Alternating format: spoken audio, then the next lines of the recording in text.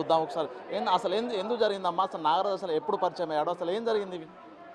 Sir నాకు 1 year back అతను పరిచయం లేదు, ఏం లేదు సార్. నా వెంట లవ్ చేస్తా అని పడేటోడు సార్. లవ్ చేస్తా అని పడి నన్ను మరుగు మందు పెట్టి హైదరాబాద్ తీసుకువెళ్ళి సార్. తీసుకువెళ్ళి వాళ్ళ అమ్మ నాన్న వాళ్ళందరూ నా మీద మరుగు మందు పెట్టిళ్ళు.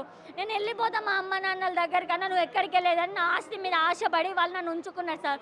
తర్వాత 7 months అవుతుంది నేను ఇంటికి వచ్చేసి.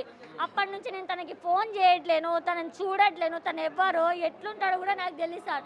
నైట్ 1:30కి వచ్చిండు, నన్ను సడన్గా లేపిండు సార్.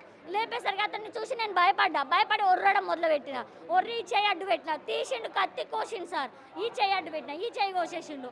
తమ్ముడు వచ్చిండు, తమ్ముడిని కోసేసిండు. మమ్మీ డాడీ అందరినీ చంపేసిండు సార్. అంతే. ఆ సమయంలో అసలు అతను వచ్చిన సమయం లోపల మీ తల్లిదండ్రులు నిద్రలో ఉన్నారా? అసలు నేను ఒర్రడం చూసి వాళ్ళు భయపడి లేవడం, వాళ్ళు లేచి వాళ్ళు పట్టుకుంటాను, ఏడగానే పడతాను సార్. ఏడబడితే ఆడ నేను నరుకుతాడు. అంతే. వాడు నేను ఒక్కటే, మీరు అన్ని లైవ్లలో ఇచ్చుకోండి సార్. వాడి కుటుంబంతో సహా చంపేస్తా. వాడి చెల్లెల్ని, వాడి తమ్ముళ్ళని, వాడి పిన్నిని, వాడి బాబాయిని, వాడి పిన్ని పిల్లల్ని కూడా చంపేస్తా. అంతే. నన్ను ఏ పోలీసు వాళ్ళు ఇన్వాల్వ్ అవ్వాల్సిన అవసరం లేదు. సుబేదారి పోలీస్ 3500 లంచం తీసుకొని నన్ను వాళ్ళతో హైదరాబాద్ పంపించింది సార్. లంచం తీసుకొని సుబేదారి పోలీస్ స్టేషన్లో మా మమ్మీ వాళ్ళు కేసు పెడితే లంచం తీసుకొని నన్ను వాళ్ళతో పంపించిండు. అయినా నేను చింతపేటకు వచ్చి మా మమ్మీ వాళ్ళతో ఉండిపోయినా. ఏ పోలీస్ ఇన్వాల్వ్ అవ్వాల్సిన అవసరం లేదు, నేనే చంపేస్తా. ఇప్పుడు మీ అమ్మ నాన్న నరుకుతున్నారు, ఎవరైనా ఇంటి పక్కల వాళ్ళు సౌండ్ ఏమన్నా వచ్చిర్రా? అసలు ఆ సమయం లోపల మీరు ఎట్లా బయటపడ్డారు? నేను వెనుక ఉరికిపోయినా సార్. తమ్ముడు అటు ఉరికిపోయిండు.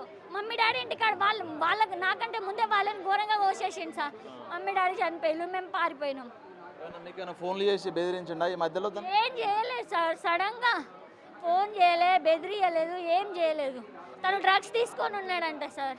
ఆ టైంలో డ్రగ్స్ తీసుకొని ఉన్నాడంట. తనతో పాటు ఇంకో అబ్బాయి ఉన్నాడంట డ్రగ్స్ తీసుకున్నవాడు. వాడు కూడా చావాలి. అంతే. ఏం చేస్తాడు నాగరాజు అనే వ్యక్తి? అసలు ఎక్కడ ఉంటాడు? ఆటో నడుపుతాడు. తినడానికి తిండి, గట్టి కంట్రోల్ బియ్యం కొనుక్కోవడానికి కూడా డబ్బులు లేవు సార్ వాళ్ళ దగ్గర. అంతే.